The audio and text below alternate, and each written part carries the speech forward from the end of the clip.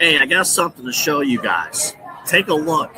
It is spring. Happy spring to all of you. Take a look at what we have here for you from AlleyRoseFragrances.com. Beautiful spring scent candles here for you. Hand poured with premium fragrance and essential oils. How about this? Our coconut soy wax candles bring fresh, uplifting spring scents to your home. Made with clean, natural ingredients, they're a mindful choice for sensitive spaces and those who love effortless seasonal fragrances. You got to check it out right now. There's the soft bloom and the lemon bar candles, all healthy ingredients, all from AlleyRoseFragrances.com. And if you're a first-time customer, use the promo code InsideEdge20. That's InsideEdge20. Get this for yourself, for your friends, family, everyone. You want a good smelling home, AlleyRoseFragrances.com will make it happen. Again, AlleyRoseFragrances.com. Get the new spring candles. And when you order, if you're a first-time customer, Inside Edge 20 is the promo code.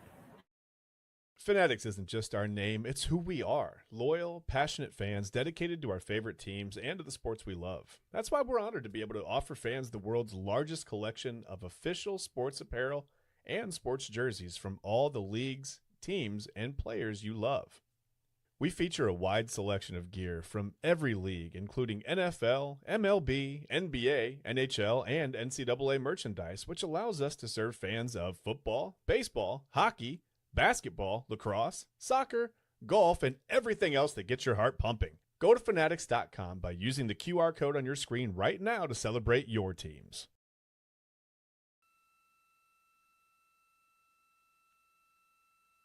Use integrity. Splashdown. Sending post landing command now.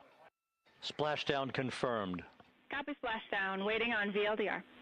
Splashdown confirmed at 7:07 p.m. Central Time, 5:07 p.m. Pacific Time. From the pages of Jules Verne to a modern-day mission to the moon, a new chapter of the exploration of our celestial neighbor is complete. Integrity's astronauts, back on Earth.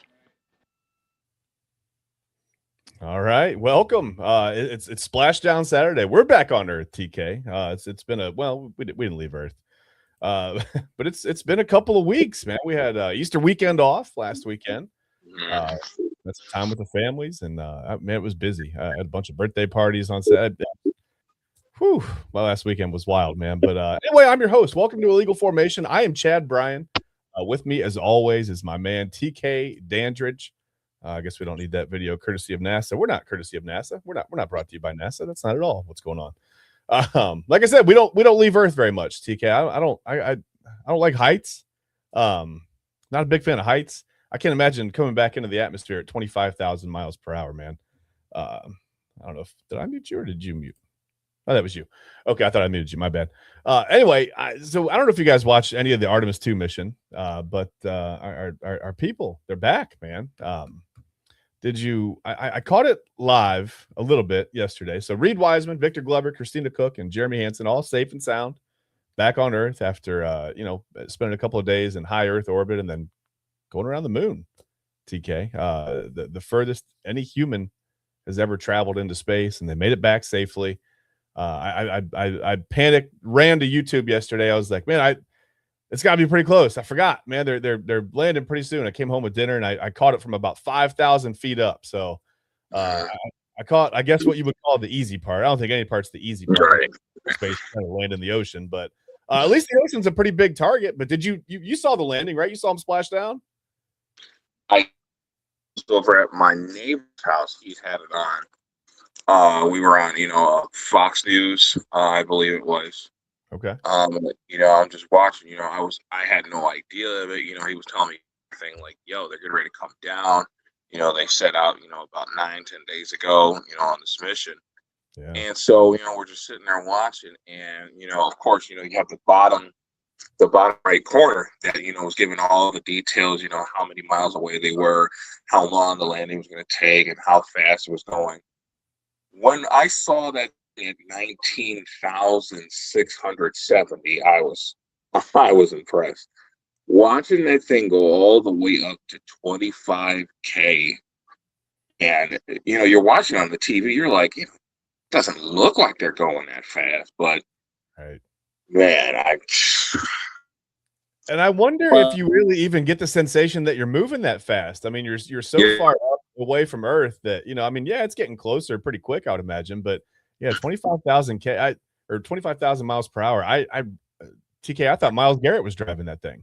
I didn't know. I was like, maybe Myles. But yeah, the big thing is that they all made it safe. They're definitely happy that they were all able to come out of that unscathed.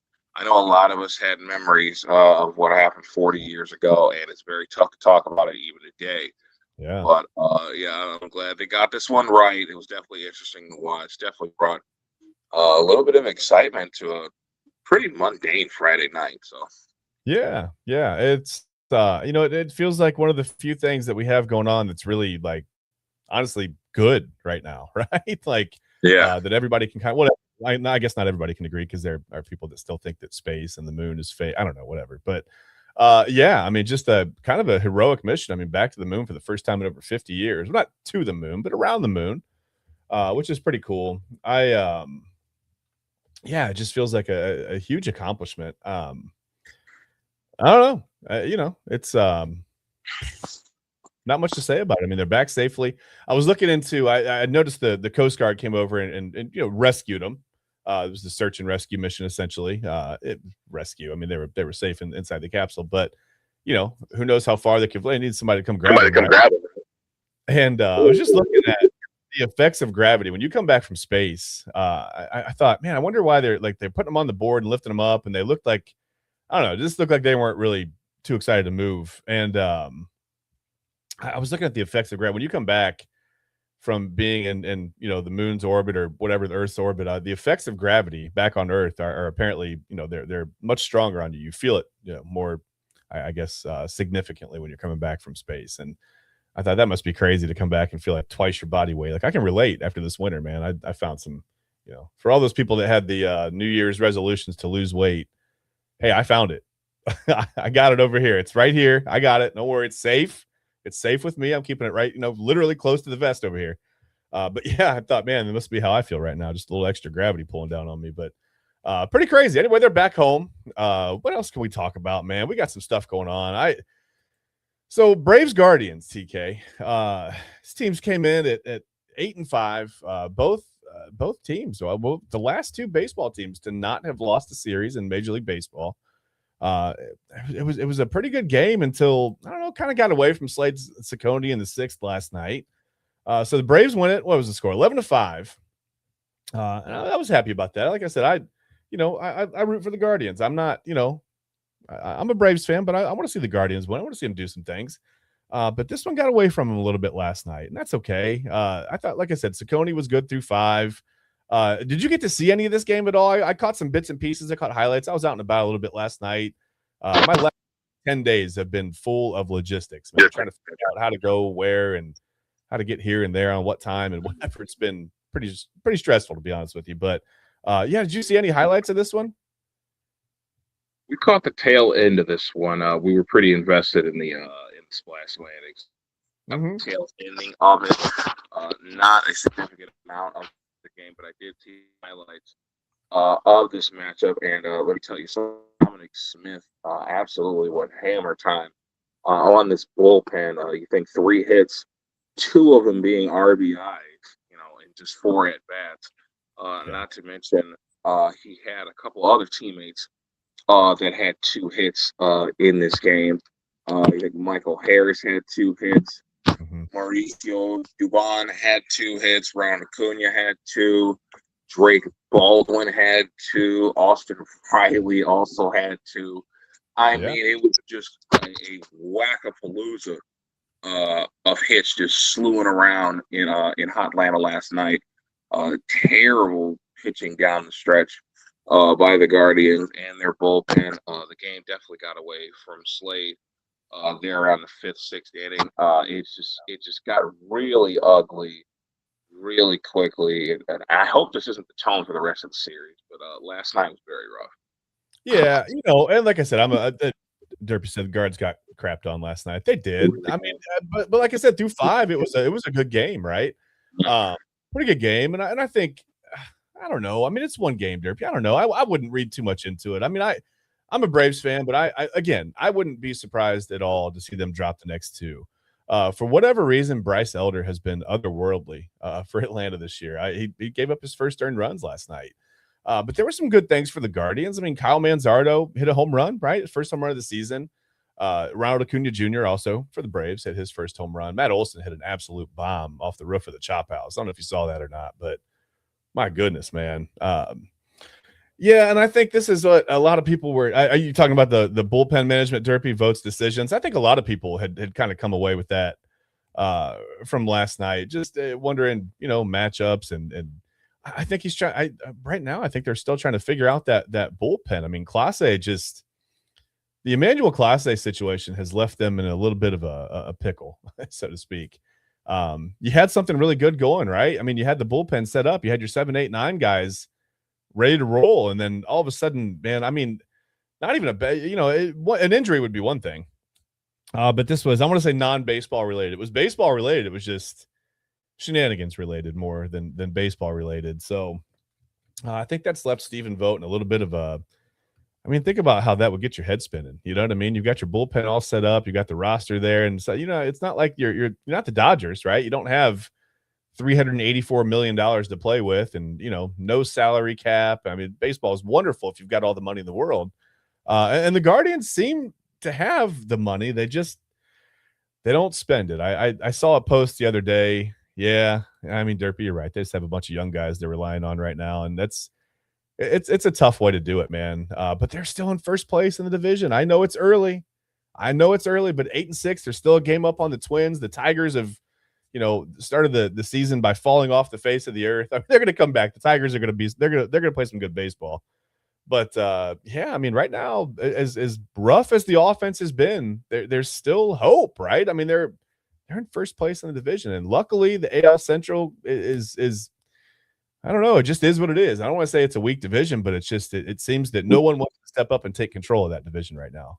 and that's good for the Guardians, right? They could do that. Get some of these young guys going. TK, what do you think? Is there any? I mean, any sign at all that Travis Bazzana is starting to figure it out in AAA? I talked about it with Eli a little bit this week on Prime Time. I mean, I think they want to see him have some kind of sustained success, right? Yeah, and listen, Derpy, you're right. I mean, I tried to spin it in a positive way, but yeah, that division's kind of buns. You're right. I'm not gonna lie. Buns is a pretty good description for the division. But do you think there's any chance that they just say, hey, let's just get the guy up here, man? We've got everybody from his draft class up here and making noise. I mean, I wouldn't say he's struggling in AAA. I mean, his average is okay. It looks like he's barreling up the ball. He's got a couple doubles, a triple, whatever. The power's not quite there as far as the home runs go. But, I mean, what do they need to see out of Bazzana to get him up here? I mean, would you call him up just to see what you've got? I don't know. I mean, I don't know what the right move is. I mean, psychologically for these guys, they say if they come up and struggle, it can be hard on them. I would like to think that these guys are a little bit mentally tougher than that. But I don't know. What do you do, TK? I think there's no reason to rush the process at all. I mean, if he's not necessarily doing numbers in AAA, what exactly makes you think he's going to translate that much better to Major League Baseball? I mean, I do understand that it can happen. It's not a guarantee. It's not really a guarantee. I definitely think you want to work out some more of the kinks in his game. I'm sure there are some. I understand the rest of his draft classes up here, but that doesn't necessarily mean he is at the speed to that of his draft classmates. So, yeah, I definitely think you need to spend as much time with that as possible to see where he is at as far as skill-wise. Can he be a positive addition for this Guardians team if he is brought up? If he's coming out, and he doesn't do much of anything and he struggles mightily, again, his confidence may be set back and, he's obviously going to get sent back to the minors if it doesn't work out. So I really don't see the rush right now, especially since we're only 14 games into a 162 game season. So just give it a little bit of time. He should be able to come up sometime during this year. I wouldn't do it right now necessarily. Just give him a little bit of time. Okay. Well, and I would say, just to play devil's advocate, and Derby says he's hitting 200. He is exactly hitting 200. That's exactly right. He is 10 for 50 right now, still without his first home run in AAA. Just 3 RBIs, 3 RBIs in 12 games isn't exactly, it doesn't instill a lot of confidence in him right now. But the thing is, he's not striking out a ton. He struck out 10 times. He's walked 8. So he's seeing the ball okay, right? He's got at least some idea of what the strike zone is down there. And sometimes TK, you got called out by Derpy, man. He said you're repping the Clowns like they don't have 3 project quarterbacks on there. Well, just wait, Derpy. They're likely to have 4 project quarterbacks at some point. I mean, they're going to add somebody, and it's not going to be. Trust me, it's not going to be overwhelmingly positive. They're going to add somebody to that quarterback room, and we're all going to go, what? So just wait for it. And TK also, we'll still be repping them. It happens, man. Been repping this team through 42 project quarterbacks, dude. Like what's 42? 42 is a lot. 42 would be a lot in the entire life of the franchise, but 42 in 26 years is wild. But here we are. We're at 42, and we're it's not looking good. Not looking better. Who knows? Maybe Shedeur Sanders. Maybe he'll figure it out. Maybe somebody else will. Who knows? I don't know. Maybe they'll get somebody. Maybe Todd Monken is actually the quarterback. Anyway, it doesn't matter. We're talking about the Guardians. Travis Bazzana. Here's the reason I would say call him up, give him a shot. You're not getting great defense out of some certain spots. I'm not going to call guys out, but there are spots on this team where you could probably get better defense. I don't know if Bazzana's going to give you that defense, but if his bat comes up, and hear me out. Sometimes in AAA, the difference between a guy, a lifer in AAA, and then a guy that makes it in the major leagues and sticks, as far as pitching goes, is just being able to be consistent in the zone, around the plate, throwing more strikes, right? So sometimes guys say that, hey, listen, in AAA, I struggle a little bit. Pitchers were a little more wild. I got called up to the major leagues, and yeah, I mean, guys had better stuff, but it's more consistently around the zone. It almost made it feel easier to hit, right? I mean, sure, you could come up and get totally overwhelmed by major league pitching. But you could also come up if you're Travis Bazzana and see a lot of pitches around the zone, in the strike zone, and maybe get a little more comfortable that way. And like I said, he seems to have a pretty good idea of what the zone is. He's walked 8 times, struck out 10.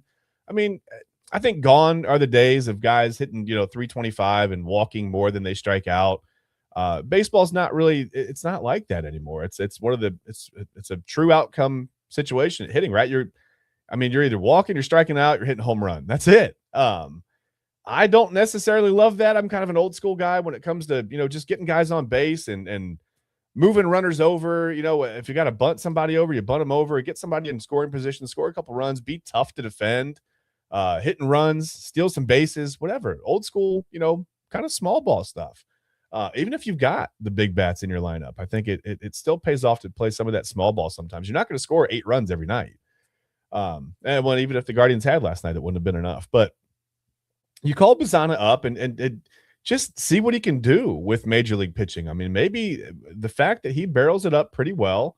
I mean, like I said, 2 doubles, 2 triples. That's not, nothing to write home about. But I guess it gives you a little bit of confidence that you can put the barrel on the ball and drive it a little bit, right? Maybe he's got some gap to gap power. It turns into, 15 home runs or something. I don't know. I think maybe you try him out. And as long as he doesn't come up and go like 0 for 16 with 14 strikeouts, maybe you ride with him for a couple of weeks and just see if he can, figure it out at the major league level.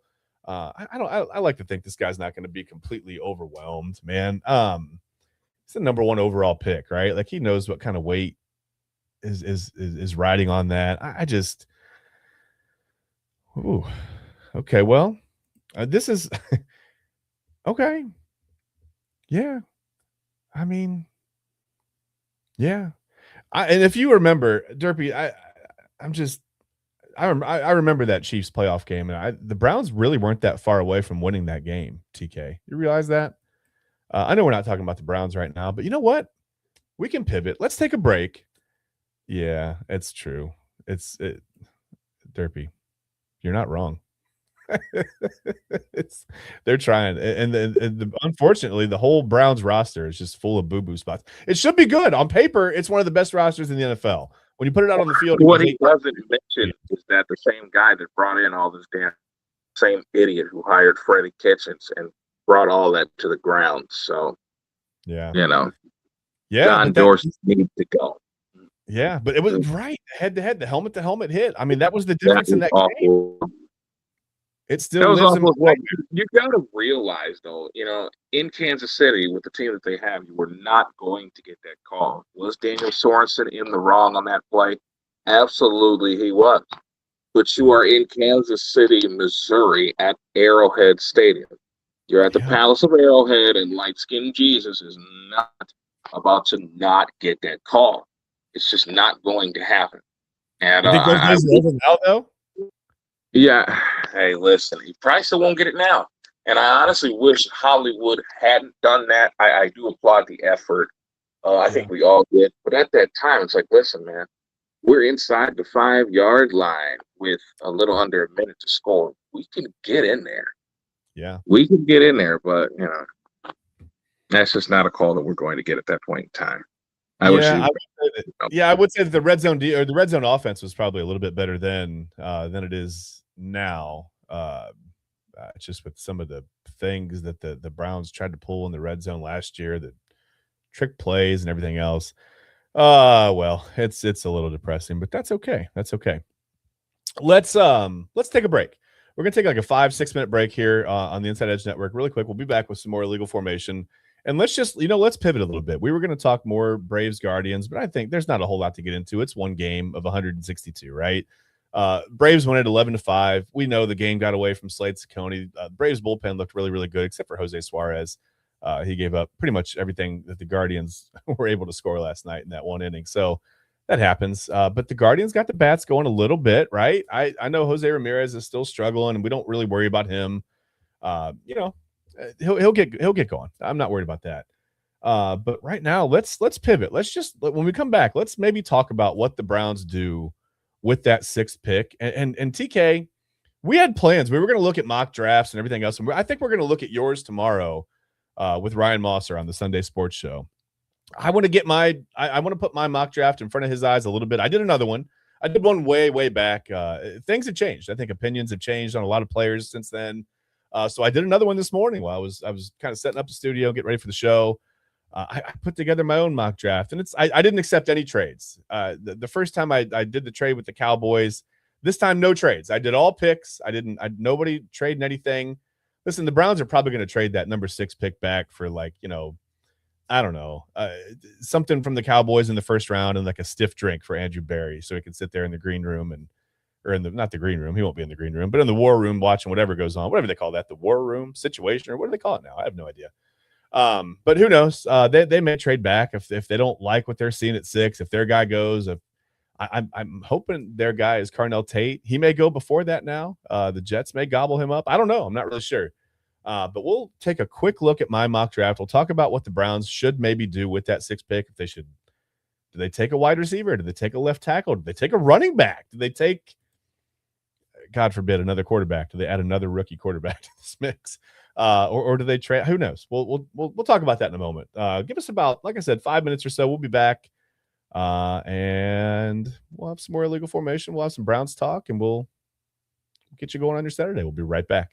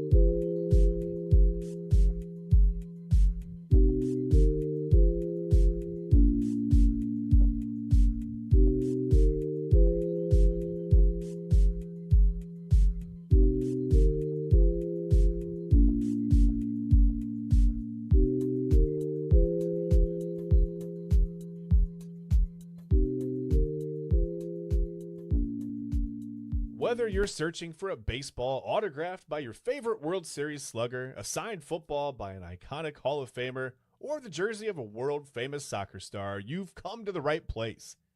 Here at sportsmemorabilia.com, the web's leading source of authentic sports memorabilia, you'll find more than 500,000 authentic products from nearly every professional sports league, team, and player. Not only will you find your next prized sports possession with ease thanks to superb customer service and tremendous site experience, but you'll have the satisfaction and peace of mind that every product listed comes complete with a certificate of authenticity and is fully backed by the sportsmemorabilia.com lifetime authenticity guarantee. Well, there you go. And look at us. We are very tiny on the screen, but we're back. Hey, there we are. We're back normal size again. That was weird. Listen, you can have the peace of mind that you've come to the right place for your sports talk on this Saturday. But yeah, definitely. And by the way, the QR code is over there by TK. I pointed that I motioned the wrong way. I don't know where the QR code. It's over there in the top right hand corner of your screen. Definitely follow that. You want to scan that, and that will take you right to our website, to our partners page, where you can go to Fanatics. You can go to AlleyRoseCandles.com. You can go see our sponsors. You can purchase something right through us. From our sponsors. So that would greatly help us. We would appreciate that. Our sponsors would appreciate that. And I know TK would appreciate that. And something that I would appreciate is just having any idea what the Browns are going to do with this 6th pick, TK. So let's just get into it. We'll end up the show. We'll talk Browns for a little bit. Then we'll end up with some Cavs. We got to talk Cavs because the regular season ends tomorrow. We're talking playoffs. We've got our playoff preview show coming up this week on the Inside Edge Network. We got some stuff, man. The Cavs are probably one of the most enigmatic playoff teams really in the NBA. Maybe it's just because we're here, we're close, we're in the situation, but we got to talk about it later because matchups could be a problem. I don't know. There's a lot of uncertainty right now. But speaking of uncertainty, let's talk Browns. Let's talk draft.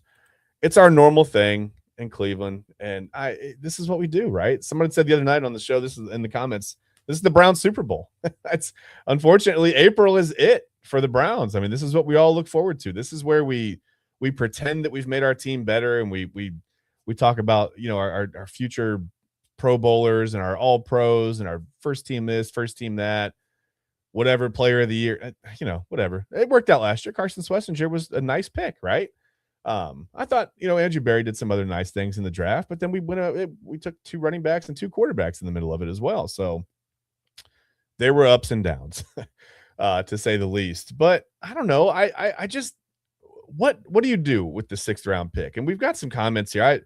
Derpy, I appreciate you sticking with us, man. I just feel like Carnell Tate's the guy. But Derpy says Tate's going to be great, but the Browns will ruin him. Well, I'm hoping, Derpy, that with Todd Monken in here, who has understood how to run an offense with an athletic quarterback and a decent running game, really good running. I don't want to say decent. The Browns have a decent running game. The Ravens have a good running game. I hope that Todd Monken can bring some of that over, right, to Cleveland, and maybe just for whatever reason that rubs off on the Browns. I don't know. I mean, I can see it being skeptical. I get you being skeptical. I understand. Play it safe, defensively, trade back, see what you can get. Listen, these are all schools of thought. A lot of people want him to go get a wide receiver. You want Carnell Tate. I like Carnell Tate. TK, I know you like Carnell Tate. That's my guy if he's there at 6. If he's not there at 6, though, like he was not in my mock draft this morning, I panicked. I said, what do I do? Do I trade back? Do I get out of here? I thought about trading back, but I'm like, I was going to do this with no trades. So I took a player. We'll talk about it in a minute. But TK, what should the Browns do at 6? What are they going to do? Do those things even ever match up? I get it. Everybody has a different opinion, and the organization is going to, always go their own way. They're not going to listen to us as fans. And I understand that.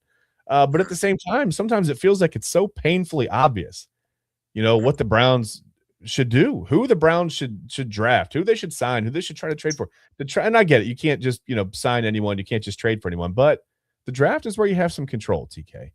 And this is where we we get excited every April. This is where we're really going to make it. And then we watch them lose control in the middle of the draft. And we go, what are they doing? So finally a first round pick, a top 10 pick, the number 6 overall pick.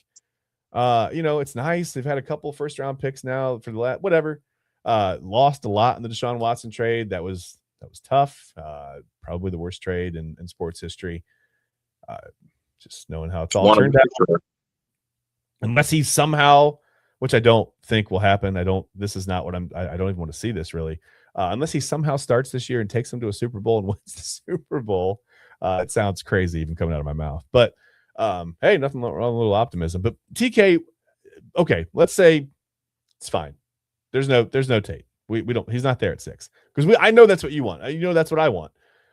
What do the Browns do at 6 if everything goes awry and there's no Carnell Tate? There's no, I don't know. Let's say maybe even I don't know. Caleb Downs is gone. Do you think they trade back? Do you think they add to the defense? Do you think they go get it feels weird to get depth on the offensive line at 6, but that's where you're at, right? You need depth on the offensive line. Is it such a bad thing if you go pick up a guy and he, I don't know, shuttles around on the offensive line, play some interior line, play some guard, play some tackle for 10, 12 seasons here in Cleveland? He's here and maybe he has like a Joel Bitonio type career. Would that end up being a stretch? I don't know, TK. What do they do at 6 if Carnell Tate and like the guys that are just obvious picks aren't there? Well, if Carnell Tate is gone at 6, I would entertain a trade down. Granted, I personally think he's the end-all be-all at 6.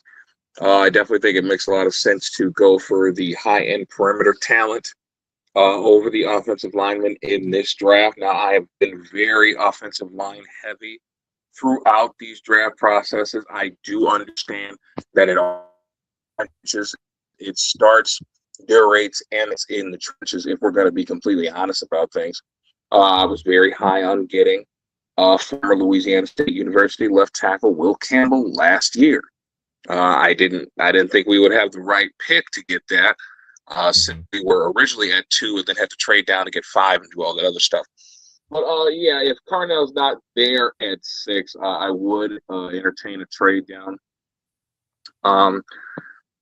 But then again, you could possibly stay at 6 and take either linebacker Sonny Styles, who I thought was absolutely brilliant at Ohio State, definitely helped himself out with the freakish combine performance that he had, and another guy who had a brilliant year this year and helped himself tremendously with a combine performance, Georgia left tackle Monroe Freeland. Now, I do think both of these guys are in play for the Cleveland Browns at 6, but only if Cadillac Tate is not on the board by that time, which I think he will be.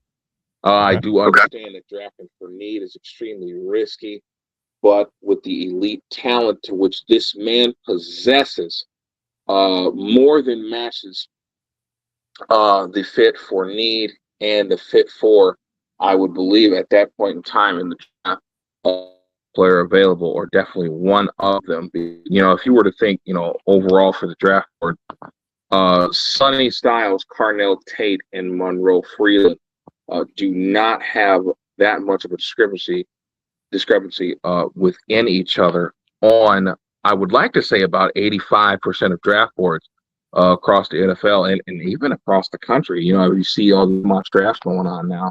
They're getting hotter and hotter every day. But those 3 players in particular have all been mocked within the 6 to 12 range for the better portion of the last month or the last 5 or 6 weeks, to be quite honest. Just about every mock draft that I have seen. And then you're getting the buzz, from ESPN, and you're getting all the pro day stuff and stuff in the combine as well. That makes these players even that much more appealing. So if Carnell is not there at 6, hopefully Sonny Styles or Monroe Freeland will be. Other than that, I would entertain a trade down if you're not. Yeah. That first half of the first round of the draft is going to be the Ohio State show, which I think is going to highlight, how just even more how disappointing it is that they weren't able to make a deep playoff run. Yeah. And Miami was they caught lightning in a bottle, man. Miami was obviously playing really well. They're a great team. Ohio State caught them at the wrong time. And before I put my draft up here, Derpy says Tate should be there at 6. I never know. But he said, I think your strongest asset is defense, but without a legit quarterback, it's a waste of the pick. Yeah, I mean, that's one way of thinking. Do you take a wide receiver at 6 and stack him in the hopes that the quarterback figures it out, or in the hopes that if he doesn't and it becomes obvious that nobody on this roster is going to figure it out, that you add a quarterback next year in the draft, but then you start over so soon still with 2 guys on a rookie contract? I would think at some point one of those guys would be out of here, either Shedeur Sanders or Dylan Gabriel. If neither of them show the propensity to really be able to figure this out and run an offense at the NFL level, I would think that, you just, maybe don't blow up the whole room, but Deshaun Watson's going to be gone. One of these guys is going to be gone. You go out, you sign somebody for depth, a mentor, whatever it is, a stopgap, a bridge quarterback. You draft a guy in the first round. You hope that he figures it out right away. If not, you've got a veteran in front of him. But who is that veteran? Who would it be? Who would even be available? I'm not even going to get into that yet. We're just going to talk about the draft.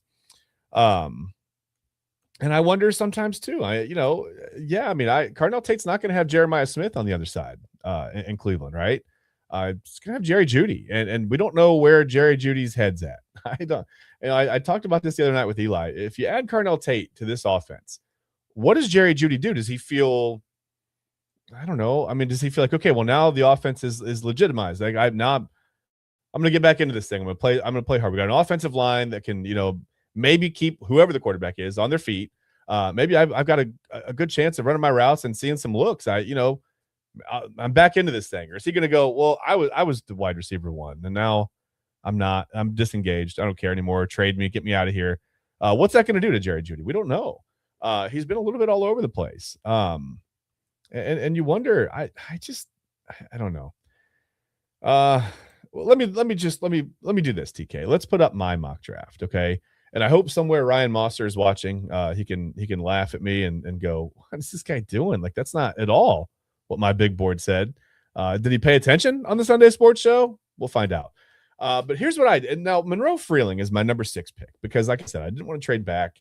And I thought you get good value with Monroe Freeling. And it's crazy, when I did my first mock draft, Monroe Freeling was he was like a 60 to 75 kind of a player. Really almost no thought of him in the first round at all. And he's just like skyrocketed up the boards. So, you can see what I thought. I thought, let's get some offensive line depth. Let's get some wide receivers in here. Let's just go all offensive line and wide receiver. I had fun with it a little bit because I wanted to see Ryan just kind of flip his top tomorrow. But anyway, Monroe Freeling, Omar Cooper Jr., Blake Miller for my top, 3 picks for the Browns, whatever. And then it kind of gets into projects after that. You got Ted Hurst, whatever, Georgia State. Just throw him out there, see if he can run some routes, maybe get open a little bit, whatever. Drew Shelton, offensive tackle at Penn State, I thought was good value at 107.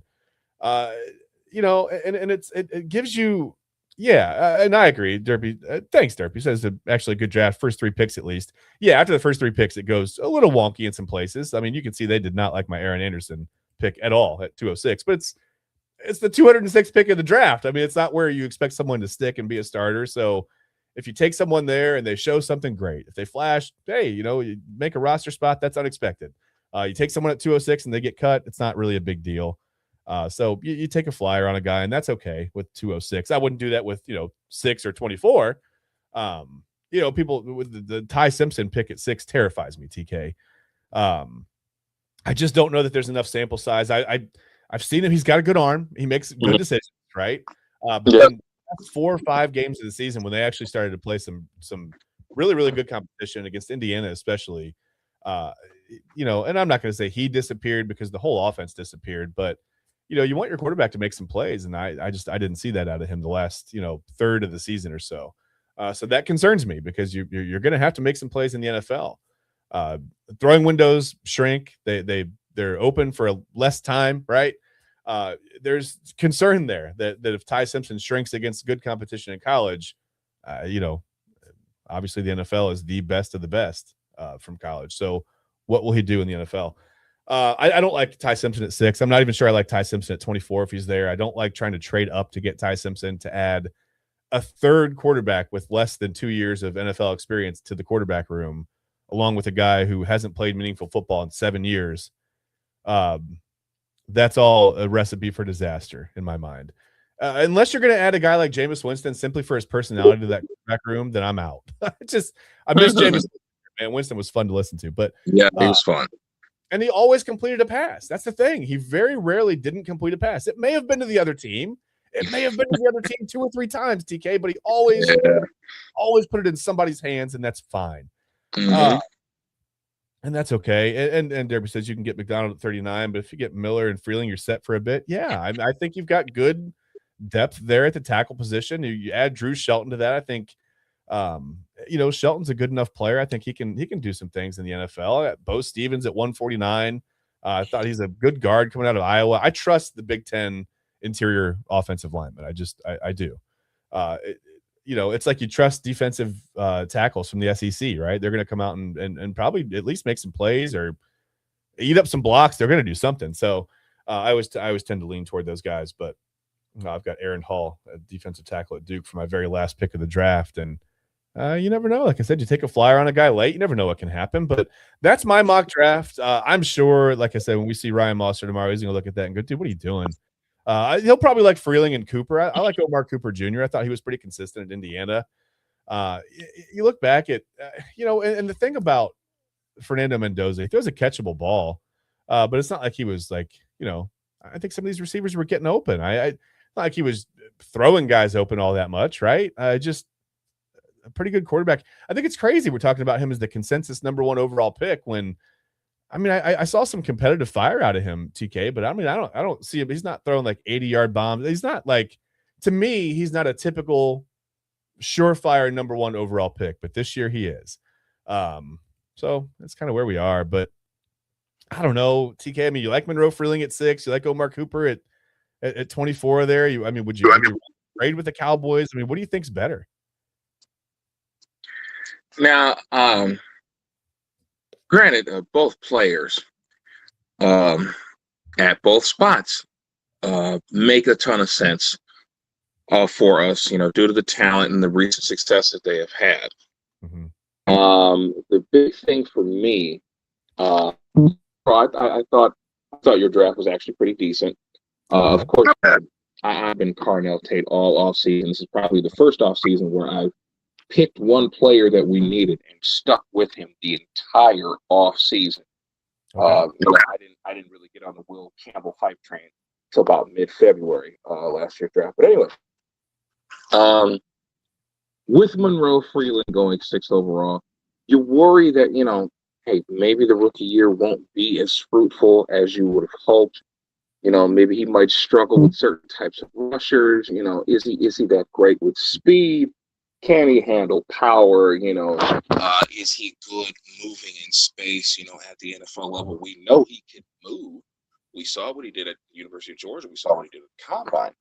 But obviously, first-year offensive tackles are a bit of a touchy subject. I want to give 2 recent examples of tackles that have struggled, but became very good players later on down the line.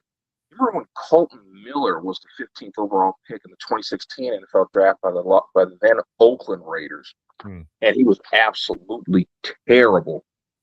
Gave up 15 sacks that rookie season, and looked completely lost, was in over his head. You think ever since that time, he's been one of the best offensive linemen, definitely one of the best tackles in the NFL over these past 5 or 6 years or so, being there in Vegas with the Raiders. And also, Andrew Thomas was the first tackle drafted in that illustrious 2020 NFL draft class. Remember, we thought we hit the jackpot at that time with Alabama tackle Jedrick Wills Jr. We thought, moving him over from the right side to the left side was going to be a transition. Definitely was awful, but definitely had its nightmarish moments. And definitely ended badly, because certain people want to make business decisions in week 8. So, that definitely cost him the rest of that season and the 2025 campaign as well. But we wish him the best of luck with the Chicago Bears this season. Yeah.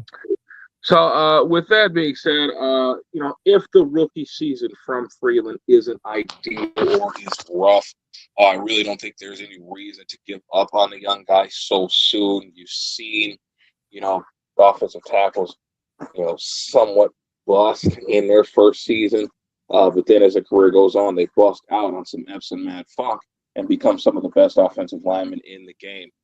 As both Colton Miller and Andrew Thomas have done. Andrew Thomas, I think, is one of my favorite tackles by far. Definitely top 10 guy when healthy with the potential to enter into the top 5. Hopefully he stays healthy for the Giants this year. I have them winning the division outright. I definitely think the New York Giants can overtake the Philadelphia Eagles as NFC East champions. Way too early football talk for you, but, whatever. I'll take the chance to do that right now. With Omar Cooper Jr., I definitely think this was Fernando Mendoza's favorite guy at IU, obviously. We all remember the sickening catch that he had against Penn State to ice the game at the back of the end zone. I definitely do think he is more than just that one catch. Definitely a significant route runner. Great hands. For a guy as small as he is definitely very shifty, very quick. Uses his speed to his liking. I don't think a lot of guys really do that as much. They don't have the stuff. Yeah, the speed's there, but you consistently make the plays that you need to make with that speed that you have. And I definitely think Omar Cooper Jr. is one of those guys that does that. Definitely had him going possibly to Miami. I think there's a possibility that Miami drafts 2 wide receivers in the first round. I don't want to set that in stone just yet.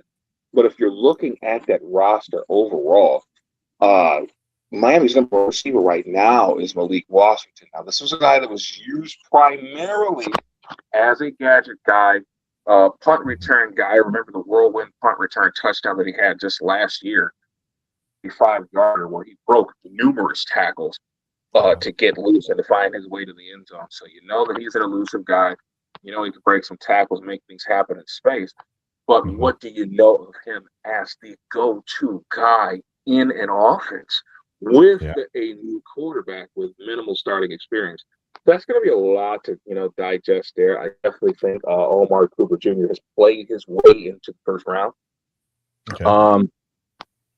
That 22 to 30 range, I think, is absolute cash money for OCJ.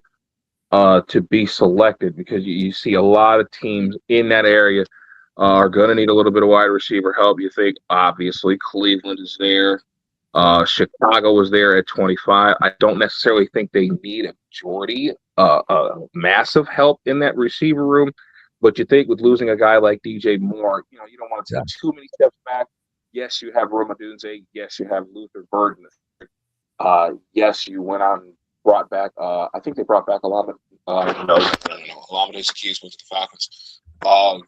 They still have Colston Loveland, who's been great. Cole Kmet, their tight end as well. So they have weapons in place for Caleb Williams to continue to thrive. But you also think Kansas City is there at 29. Now, I honestly think they can go multiple ways.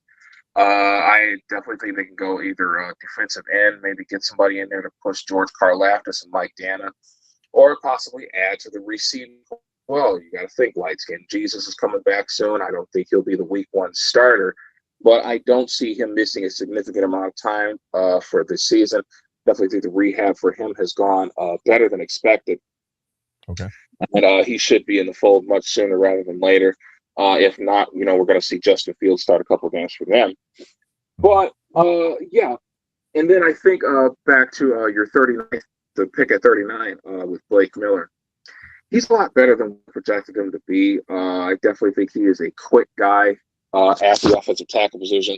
Another right tackle. Again, us Cleveland fans are traumatized by right tackles because we tend to think it's a great idea to move them to left. Simply for purpose of need, and that's never. I can't stand that, TK. I don't ever want to do that again here. Yeah. Teddy Hurst, kid from Georgia State, he's starting to get a lot of buzz. You hear from certain scouts that, hey, if he was, an SEC guy or a Big Ten guy, he'd definitely be in the first round. He might even be a top 20 pick. Yeah, So, big guy, 6'3". Yeah, I mean, yeah. Yeah, I definitely think that's an intriguing pick, especially at 70. You think, with all this buzz, as of late, you look at his tape, does he really have a chance to last that long? I don't think so, but if he is there, getting him at 70 would definitely be a huge value. Yeah. The offensive tackle from Penn State, he's one of the kind of one of the iffy guys that I'm on. Not necessarily a terrible prospect, but I wouldn't consider him an elite guy. Footwork was an issue a little bit. An okay pass. I think he's a little bit better as a run blocker. We'll have to see what transpires at the next level. Maybe that changes. Maybe he improves in both areas. Not necessarily sure. Man, you did a lot with the with the wide receivers and the offensive linemen. I pretty much win every other pick. Yeah, just win every other pick, like offensive line, wide receiver. Yeah, I agree with you, man. Because you think where we were at, a couple months ago, a lot of us were like, yeah, I hope they draft like upwards of 3 offensive linemen. If they took like 4 or 5 of them, I would not be mad. Yeah, and they did a nice job in free agency and trading. They addressed that, right? So they don't probably need as many offensive linemen as maybe I took in my draft. But I just kept seeing really good value guys. I'm like, hey, I'll add him to the room. You never know. I'll add him. You know what I mean? Absolutely. You always want to go BPA. I mean that's probably rule 1 of the draft. Unofficial rule 1 of the draft is you always go BPA. Kind of like your first rule of gambling. House always wins. But at the same time, you need to get an abundance of guys on that offensive line because you saw how sorely lacking in power we were last year. I mean, I definitely think, Quinshon Judkins definitely could have been right at par with Ashton Jeanty, who also had some offensive line issues to deal with out there in Vegas. And they're hoping to, fix that up, possibly a little bit more in the draft.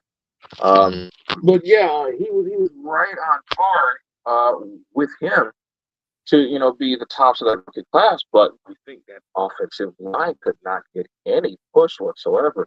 You think a majority of his yards came after the first hit, which is like, okay, this kid he's averaging 3.5 yards a carry, but you think before before any of the defenders could touch him, he's only gaining about 1.3, 1.4 yards a carry before he gets touched. So, you want as much push on that offensive line as you can find. You're looking at everything from a 20-mile radius on outward that could fix that power issue along your offensive line so that your running back could be the star that we all know that he is going to become. Yeah, I think at one point, I think Judkins had like 95% of his rushing yards were after first contact. Dude, like 6 or 7 games. I mean, that's too much. That's too much, man. That's wild.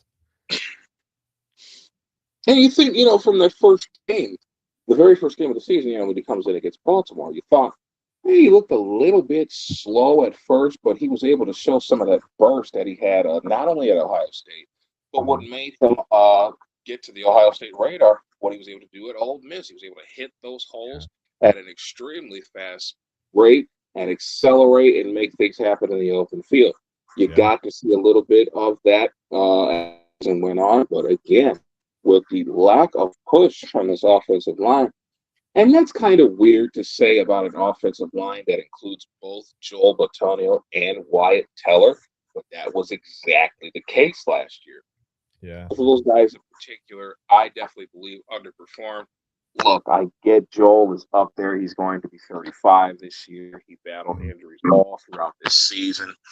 I remember blatantly in a game against Chicago where that injury to that arm, you could see he was in a lot of pain, but he was gutting it out.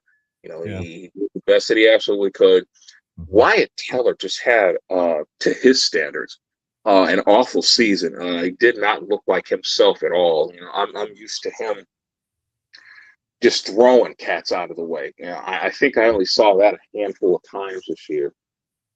So it was definitely hard to see not only your top offensive lineman struggling with struggling with injury, and showing his age, but then you got to, yeah, and then you got 2 or 3 time right guard struggling as well, and of course, the right guard rotation that we had to deal with during the end of the season was extremely weird. Yeah. So best luck to Dub T out there in Houston. I don't know why they like our sloppy second so much, but whatever. It continues to happen. So yeah, We'll take all our draft picks, though. I'll tell you that.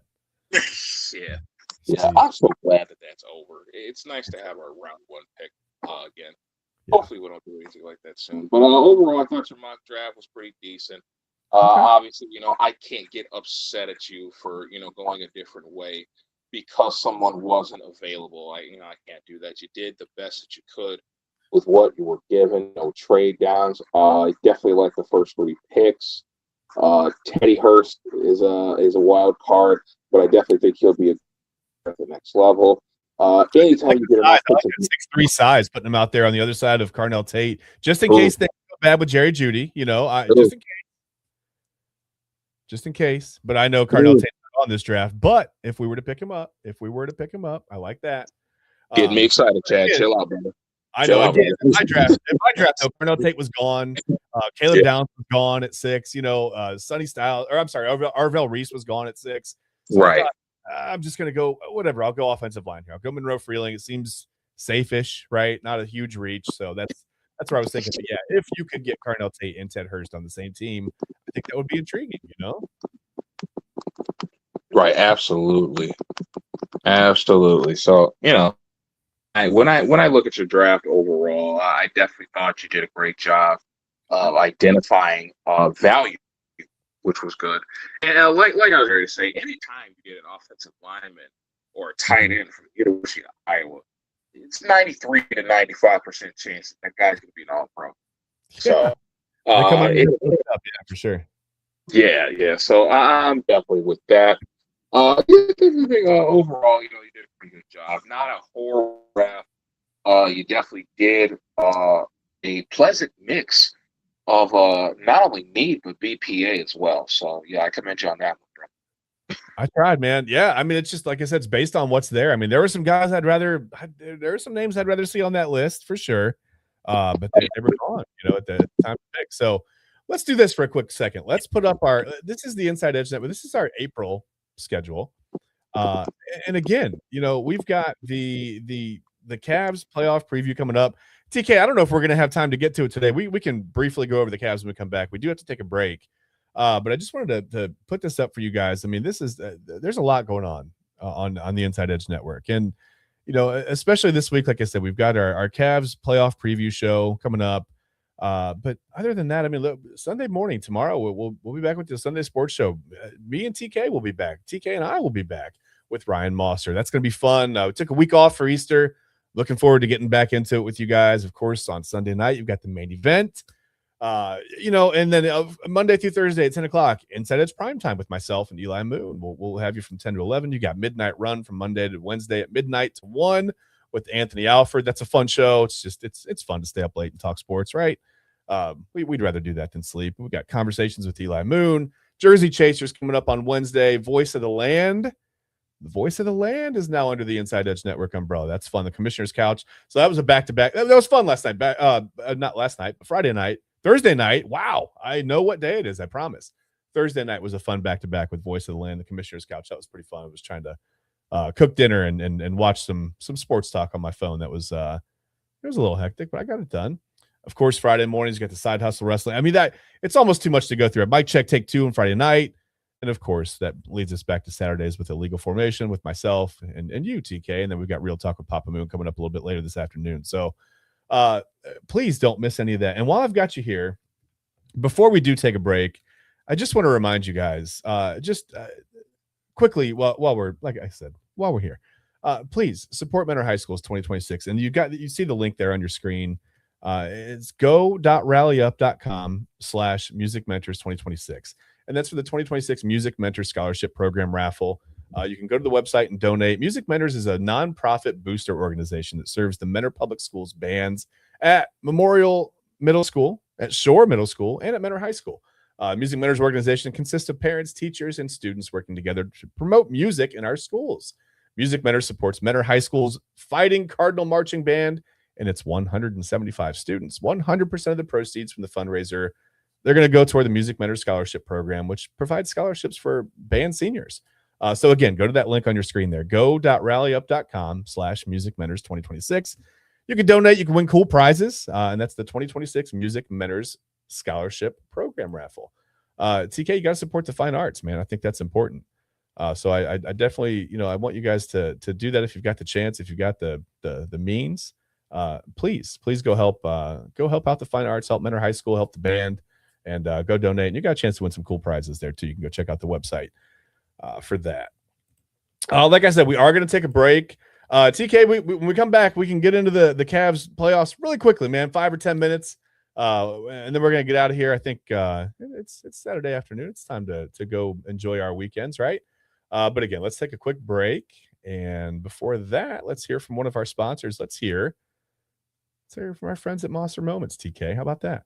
And then we'll take a break. We'll be right back in about 5 minutes on the Inside Edge Network here with Illegal Formation. Mosser Moments Photography is a husband and wife wedding photography team based in Cleveland, owned and operated by Ryan and Hallie Mosser. For the past 10 years, they've captured more than 100 weddings across Northeast Ohio and beyond, always working together as a true two-person team. Their style centers on authentic, emotional storytelling, documenting the real moments between two people in love and creating images that feel natural, comfortable, and true to the couple. Rooted in Northern Ohio, but inspired by their travels, Ryan and Hallie bring a warm, personal approach to every wedding day. Their work blends experience, consistency, and a genuine passion for helping couples relive their best day through timeless photography. Learn more at MosserMomentsPhotography.com.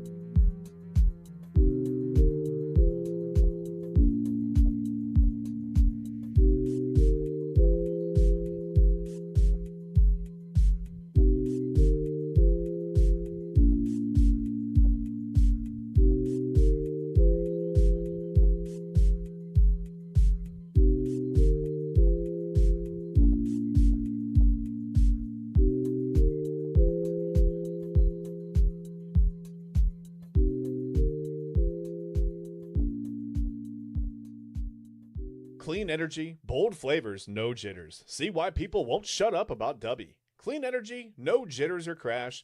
Helps you lock in and focus. Over 15 absolute fire flavors to choose from. Visit Dubby.gg and use promo code InsideEdge10.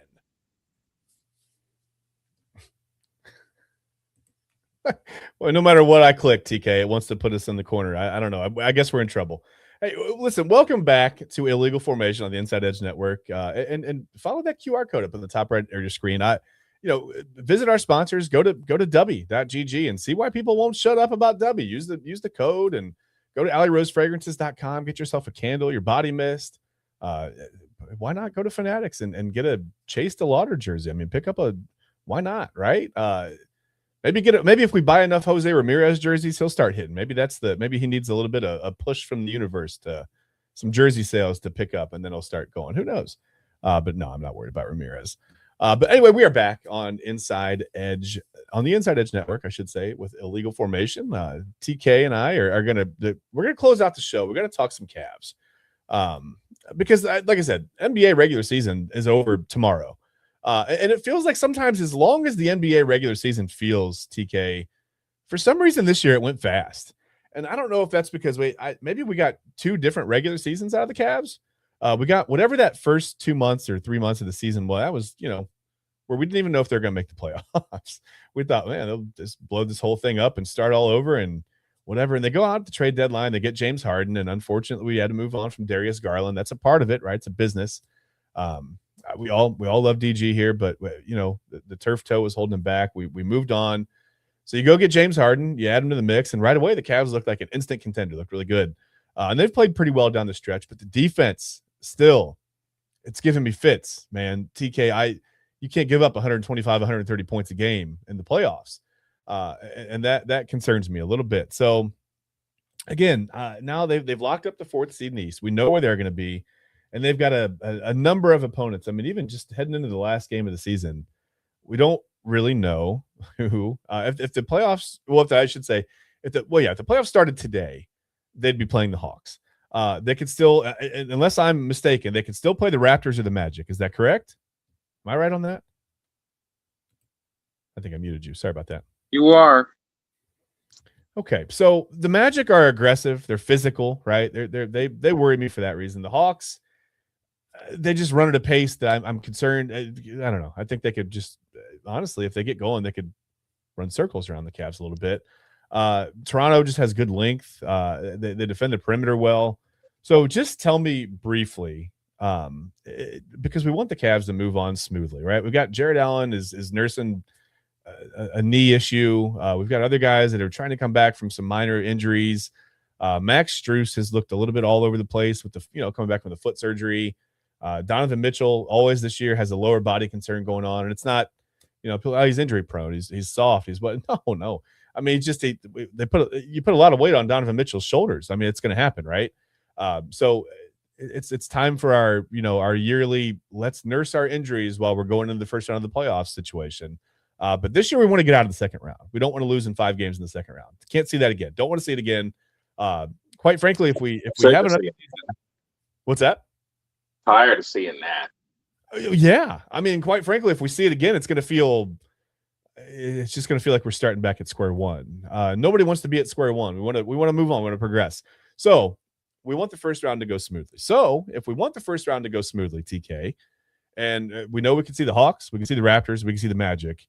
At this point, who do you feel is the best matchup? And I'm not saying that any of these teams are going to be a pushover. No one's going to come in and go, hey, let's just give the Cavs, 4 or 5 games to get ready for the second round or whatever. We'll lay down and we're out of here. That's not going to happen. But who's the best matchup in your mind for the Cavs in this first round?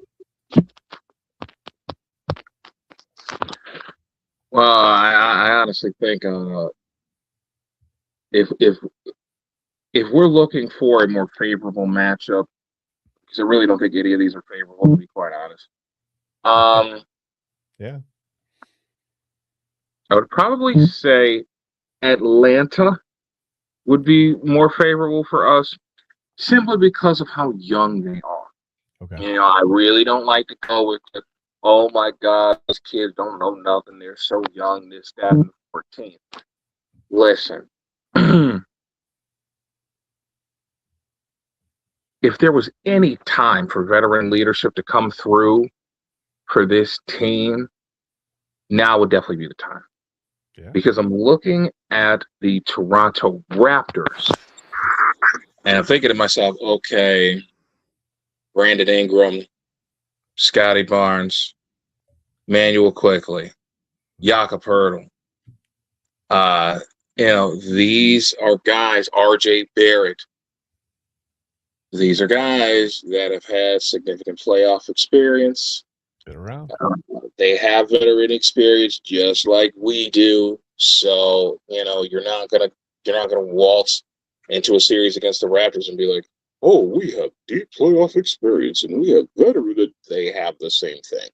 Yeah. Not to mention the guy that beat out Evan Mobley for Rookie of the Year not too long ago.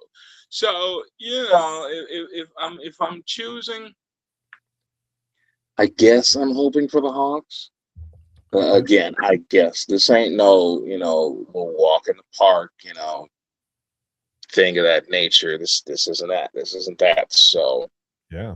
the way I look at it, it's, you may want Atlanta, but that doesn't necessarily mean you can sleep. So, yeah.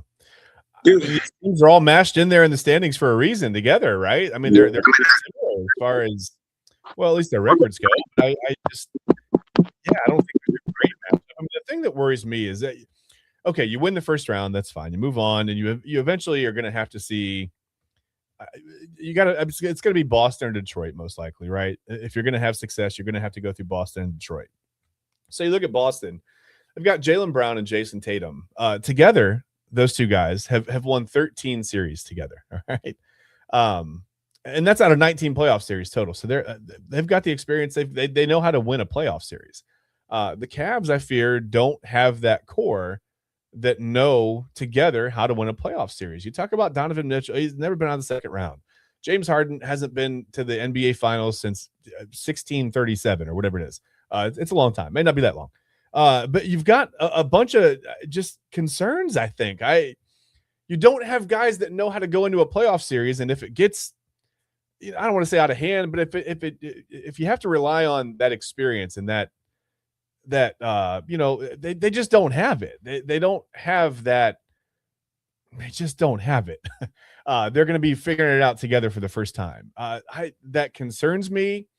I think sometimes there's a little bit of, well, you're so youthful that you don't know anybody. Well, we're not really that youthful, right? I mean, it's James Harden who's been in the league forever. Donovan Mitchell's been around for a while. It's not just the youthful exuberance where they're too, like, forgive the expression, but it's like too dumb to know how big the moment is. That's not, I'm not saying anybody's dumb, but it's just a saying. They're almost like just too inexperienced. They don't even understand like how bright the lights can be. They just go do it, right?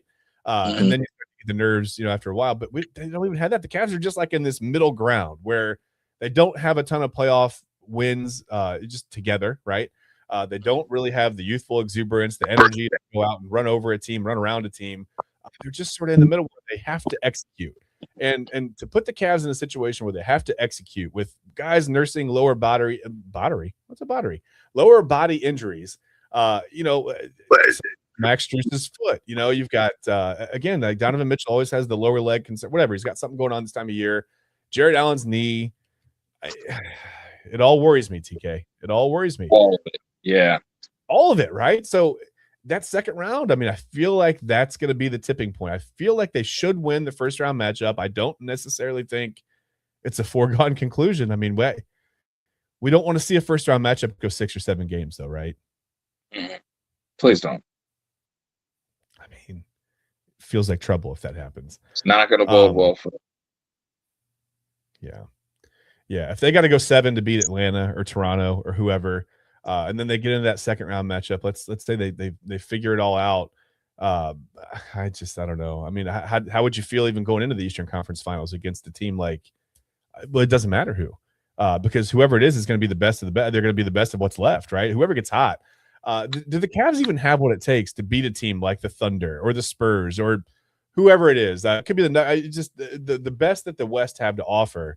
Are the Cavs there yet? Really? No, God, no. I don't think we're there at all. Any stretch of the imagination to play against those guys.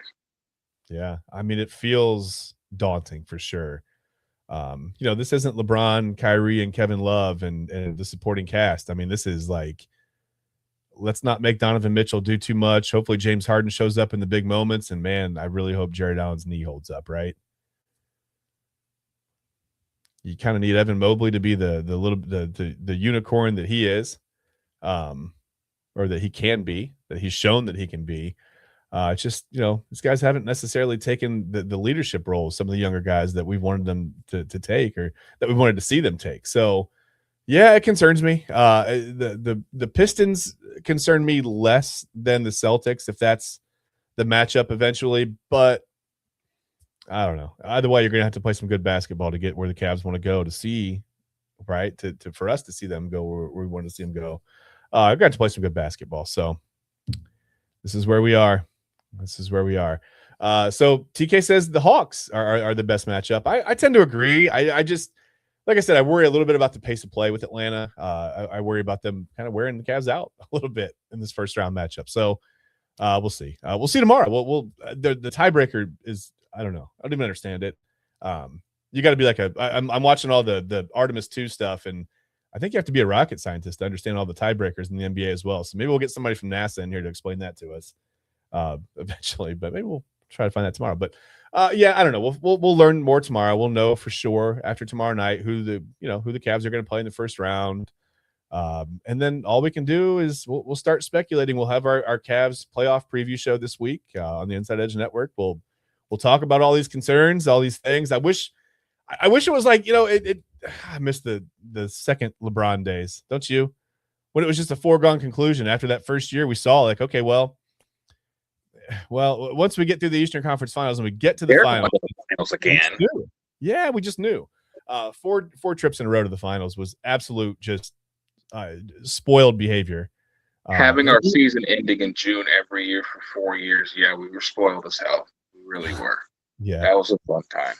For sure it was. For sure. And I think a lot of people look back on it with a little bit of disdain because LeBron left again. They only won one championship, and putting the air quotes up. You guys, they won a championship, man. That's not something we see every year in Cleveland. I don't have to go into the stretches of mediocrity and not being able to get it done. I mean, we've got a baseball team that hasn't won a World Series since, I don't want to say it, 1948. We got a football team that's never even been to the Super Bowl, right? And they won NFL championships in the back when life was in black and white. Wasn't even in color. Things weren't even in color yet, TK. Everything was black and white. I mean, they dominated the league back then, but it's not the modern era. So a lot of us didn't see it. I'm sure we have a few viewers that watched the Browns win a couple of championships back then, but for the most part, most of us didn't see that. We have to read about it in a book, or we watch, some black and white footage of Jim Brown at, 6'2", 230 running over, 175-pound linebackers. And the glory days for sure. But again, not the modern day, not the Super Bowl era. So we want to see the Browns get to the Super Bowl. We'd love to see, Cleveland represented on the national stage. We want to get the Guardians back to the World Series. We'd love to see the Cavs in the NBA Finals and go play against a team that they're probably completely overmatched by, but that's okay. We just want to see them get there and take that next step. We got to just get out of the second round, right? That feels like progress. You get to the Eastern Conference Finals and play well, hopefully move on, but that would feel like progress. I don't know if it feels like progress if you finally get out of the second round and then go get swept in the Eastern Conference Finals. That doesn't feel good. And we can talk, TK, we can, as we go on through the playoffs, we can maybe try to figure out if that does happen to the Cavs, what do you add? What do you subtract? How do you change this roster?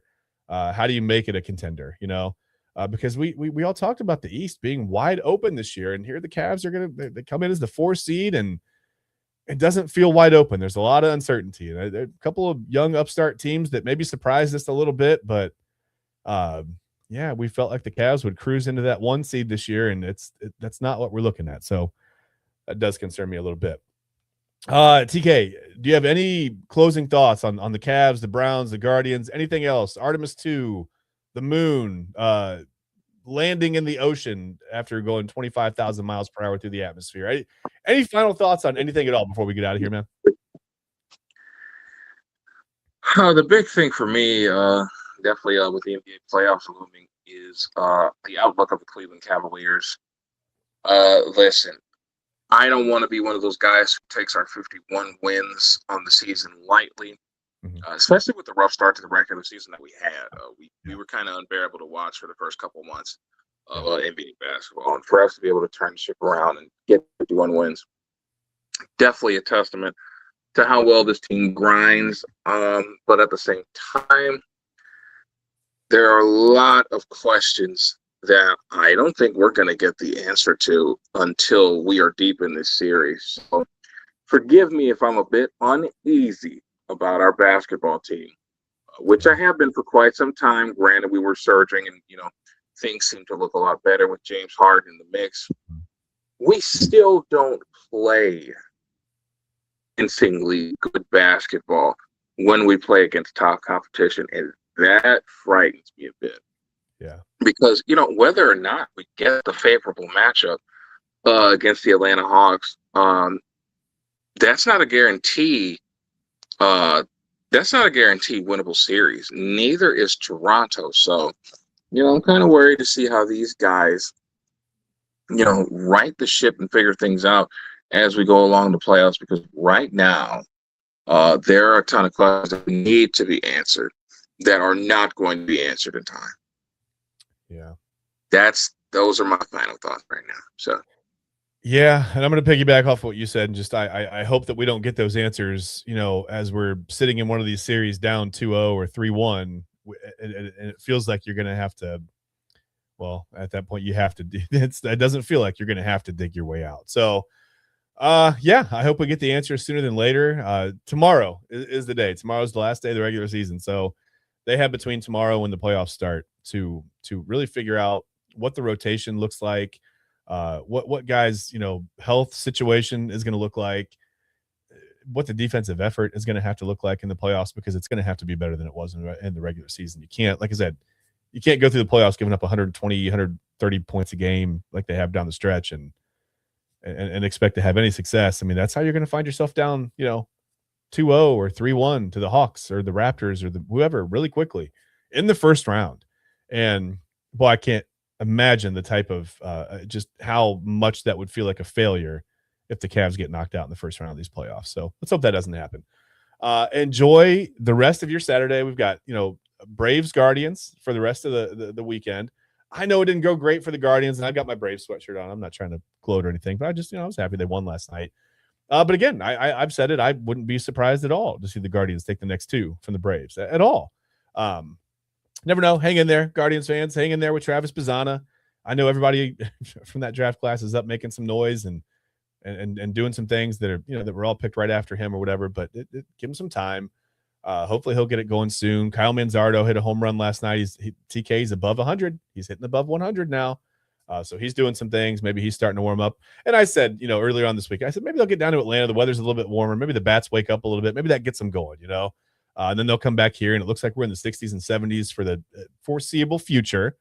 We may always have a dip toward the end of April like we do, but at least for the next week or so, 10 days, temperatures seem pretty warm. Maybe that helps the Guardians get going, and maybe the Browns actually do the right thing this year in the draft and figure out how to make this team better and how to make this team win some football games, because Todd Monken can say all the right things, right? We can say all the right things. We can say this and that. We can speculate on everything, but unless you go out on the field on Sundays, because we know they won't get any Mondays or Thursdays, unless you go out on the field on Sunday and do it and actually win the football games, right? It's all for naught. So whatever. Well, hopefully we're not all for naught, and you're not all for naught. We appreciate you being with us. Derpy, appreciate you in the comments today. By the way, he brought up a couple of good points I didn't get to put up on the show, just with Carnell Tate being the number one wide receiver all by himself without a guy like Jeremiah Smith on the other side. Valid concerns. If you're going to take a guy at 6, I think those are all valid concerns, but we can get to that another time. We've got a couple weeks until the draft. So we'll talk with Ryan Mosser tomorrow on the Sunday Sports Show. TK and I will be back with you at about the same time, about 11 o'clock. We'll get started, and we'll talk some sports. We'll get Ryan's take on our mock drafts. We'll get TK's mock draft up here, see how it compares to my offensive lineman and wide receiver extravaganza that I went through. It was a whole festival, man. I just went all offense and same positions, but that's okay. So again, we appreciate you guys. Remember to follow us at Inside EdgeNet on all of our socials. We're everywhere. We're all over the place. If you get, sometimes you don't have time to sit down and watch the long form stuff. We've got a bunch of shorter videos. We put clips out on Instagram, on Facebook, on TikTok. We're everywhere. So please just search around wherever you're watching us now. Give us a quick follow if you appreciate us. We appreciate that. Helps us grow. We're building everything from the ground up. So we truly need your help. We appreciate it. We couldn't do it without you. And TK, I couldn't do it without you, man. So I appreciate you. Another episode of Illegal Formation is in the books. We're gonna get out of here, guys. Brother. Appreciate you, man. And we'll see you tomorrow. We'll have our buddy Ryan with us. We'll find out how the voting's going for his son, man. I've been trying to go on there every day and cast my vote, man, to get his son through the next round for the whole thing. So we'll check in with him tomorrow. We'll get a better update than I can give you right now. But we'll get that update from Ryan tomorrow as well. And then we'll, at the end of the show, we'll tell you what's been on our minds for a couple of weeks now since we've been out. So, man, it feels weird. A week off, TK. It felt like a couple of months. I feel like it's been a long time since we've done these shows. So definitely felt out of place for that little week, though. Yeah, it was weird. It was really weird. I feel like I haven't talked to TK in a while. But yeah, we'll see you guys tomorrow on the Sunday Sports Show with Ryan Mosser. And until then, enjoy your Saturday. We've got Real Talk with Papa Moon coming up in a little bit. I'm sure that'll be another great episode. So please enjoy your weekend responsibly, right? Watch the Braves and Guardians tonight. They're the Sunday night Peacock game. I think they're on NBC as well tomorrow. I don't know if that's NBC and Peacock or just Peacock. I'm not really sure. But if you can check that out, check it out. And we'll see you tomorrow on the Sunday Sports Show. See you next time.